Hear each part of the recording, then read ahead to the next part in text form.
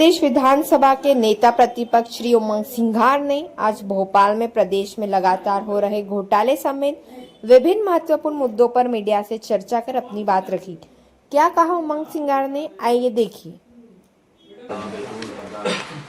देखिए, मैंने इस बात को पहले भी कहा है कि भारतीय जनता पार्टी की सरकार, बीजेपी की सरकार किसानों को लेके कभी गंभीर नहीं होती। इनका किसान संघ चुनाव में वोट मांगने आता है, झूठे प्रदर्शन सरकार के खिलाफ करता, नूरा कुश्ती करता है, लेकिन किसान संघ जब खाद की बात आती है, किसान की बात आती है, मूंग की फसल के भाव की बात आती है, प्याज सड़कों पर फिक्रा उसकी बात आती है, जब किसान संघ गायब हो जाता, भारतीय जनता पार्टी के कार्यकर्ता गायब हो जाते, बीजेपी गायब हो जाती है। तो मैं ये कहना चाहता हूं कि आपने कृषि मंत्री को, मुख्यमंत्री जी को स्पष्ट पूरे प्रदेश की जनता को बताना चाहिए कि आपने कितने आयात के लिए यहां पर आपने कॉन्ट्रैक्ट दिए, कितने हजार टन आपने बाहर से बुलवाया, कितना केंद्र सरकार से अलॉटमेंट हुआ, और क्या प्रदेश में कालाबाजारी नहीं हो रही है खाद की। इस पे भी मुख्यमंत्री जी को स्पष्ट करना चाहिए, क्योंकि मैं समझता हूं कि आपके माध्यम से उन किसानों का भला होना चाहिए। और मुख्यमंत्री जी, आप तो किसान नहीं हो, लेकिन किसान का दर्द समझे, यही मैं उनसे निवेदन करना चाहता हूं। सर, स्मार्ट मीटर लगाए गए पूरे मध्य प्रदेश में, खासकर बड़े शहरों की बात की जाए, बिल जो है वो पिछली बार की तुलना में जो पुराने मीटर से ज्यादा आ रहा है, बहुत ज्यादा आ रहा है। देखिए, वे कई जिलों से इस प्रकार की शिकायतें प्राप्त हुई स्मार्ट मीटर की, और जबलपुर से इसकी शुरुआत हुई है। तो मैं समझता हूं कि स्मार्ट मीटर को लेके एक बड़ा घोटाला है। किस कंपनी को दिया जा रहा है, इस कंपनी के पीछे सब कॉन्ट्रैक्ट देके बड़ी कंपनी कौन सी है? क्या अडानी है? क्या अडानी को आप भारतीय जनता पार्टी की सरकार, बीजेपी की सरकार उपकृत कर रही है? स्पष्ट करना चाहिए। और मैं समझता हूं कि इसको लेके भी हम आने वाले सत्र के अंदर जनता की बात को उठाएंगे, क्योंकि जितनी बिजली उतना पैसा लेना चाहिए। ये बात सच है कि बिजली कम मिल रही है प्रदेश के अंदर और मीटर फास्ट भाग रहा है। तो ये मुख्यमंत्री जी, आपने अधिकारियों से क्या जनता से पैसे वसूल करने का स्मार्ट मीटर बना दिया?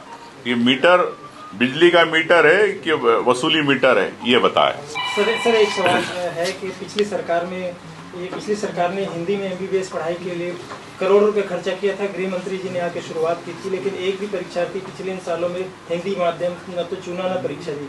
लेकिन मैं समझता हूं कि चाहे आपका प्रश्न दुरुस्त है कि ऐसे कई विषय है, और जिसमें सरकार बजट नहीं देना चाहती, या नाम के लिए सिर्फ आप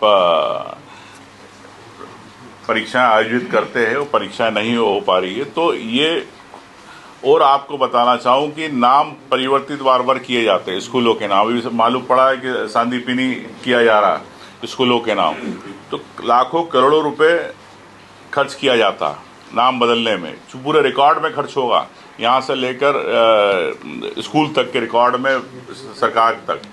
तो करोड़ों रुपए खर्च किए जा रहे हैं। क्यों किए जा रहे हैं? क्या नाम बदलने से क्या वो वहाँ का स्कूल आपका मेरिट पे आएगा? बच्चों को पढ़ाओगे तो वो मेरिट पे वहाँ के स्कूल आएगा, ये एक्सीलेंट स्कूल बनेगा। ये सरकार को सोचना चाहिए। हिंदी माध्यम से पुस्तक छपवाए गए। अब मैं कह रहा हूँ कि अब घोटाले बहुत है, तो छोटे मोटे आप घोटाले बता रहे हो, हजारों करोड़ के घोटाले। अभी आपकी जानकारी के लिए भी सिया के अंदर 400 कंपनियों को सिया की अनुमति दी गई। तो क्या कारण रहा?